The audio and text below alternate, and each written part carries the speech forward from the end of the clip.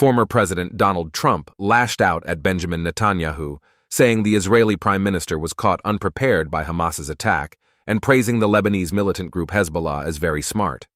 The remarks reflect the soured relationship between the two men and are notable at a time when Trump's Republican presidential rivals have uniformly sought to position themselves as steadfast supporters of Netanyahu during Israel's war with Hamas. Netanyahu has been hurt very badly because of what's happened here. He was not prepared, and Israel was not prepared, Trump said. He went on to say that the intelligence, or some of the things that went wrong over the last week's attack, have got to be straightened out because they're fighting potentially a very big force. Regarding Hezbollah, which the U.S. and its allies have warned against escalating the current conflict, Trump said Hezbollah is vicious, and they're smart because nobody's ever seen the kind of sight that we've seen. The criticism is a stark reversal from the firm friendship Trump shared with Netanyahu while in office, embracing the Israeli leader at every turn.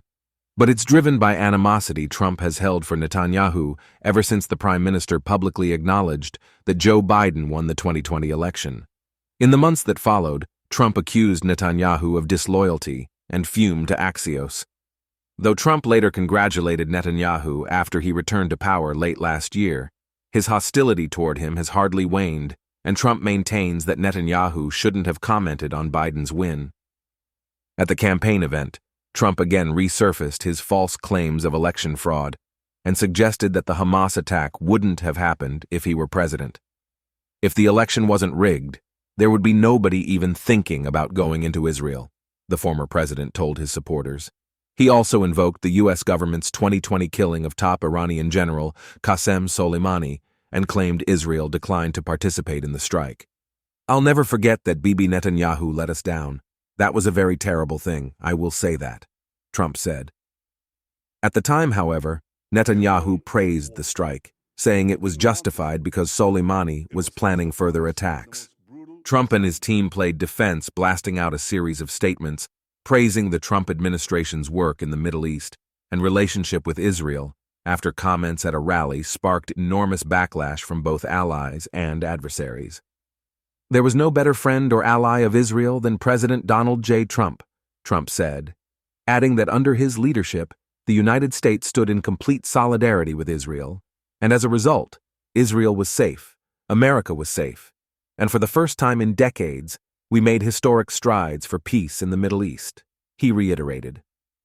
During what was intended to be a campaign speech highlighting Trump's accomplishments in the Middle East and pledging his unequivocal support for Israel, Trump had veered off course.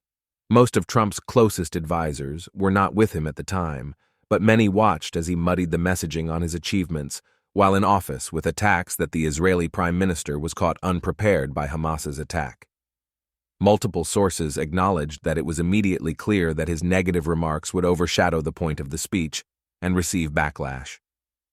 The advisor added that the purpose of the statement and talking points highlighting Trump's past achievements in Israel that his campaign blasted out was to serve as a reminder of where Trump stands.